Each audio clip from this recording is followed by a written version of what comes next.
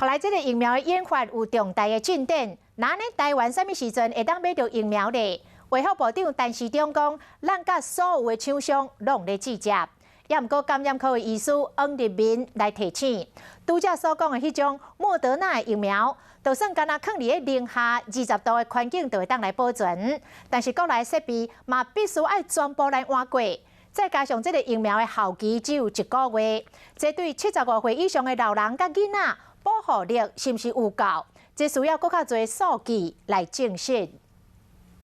在全世界足足1年的新冠病毒讲出现有效的确诊啊，美国宣称研究出来莫德纳疫苗保护力有94.5%，那咧台湾什么时阵才会使做？任何的厂商我们都有在接洽，那我想能够有一些好的疫苗能够出来，这是对整个我想对于全球世界大家都是一件好事情。指挥中心嘛讲，莫德纳新冠疫苗无伫咧 COVAX 第一波候选的疫苗名单，也有可能会列入第2波。进前嘛捌甲莫德纳接触过，即马嘛会尽量去争取。目前研发的疫苗大概都是2剂才可以有足够的效力，然后一定要再乘以2倍的剂量，那才能达到我们预期的目标。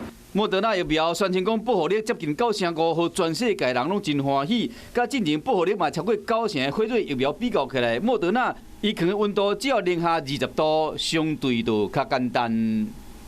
将来你很可能要保护75岁以上的人，那这个到底效果好不好？但他们目前都没有什么儿童的数据，18岁以下几乎都没有所以这个都是将来要回答的问题。还有它能够保护多久也不清楚了。疫苗带来改进的希望，不过在各国收正抢疫苗情形下，台湾还阁等偌久，这就看卫福部有偌拍拼。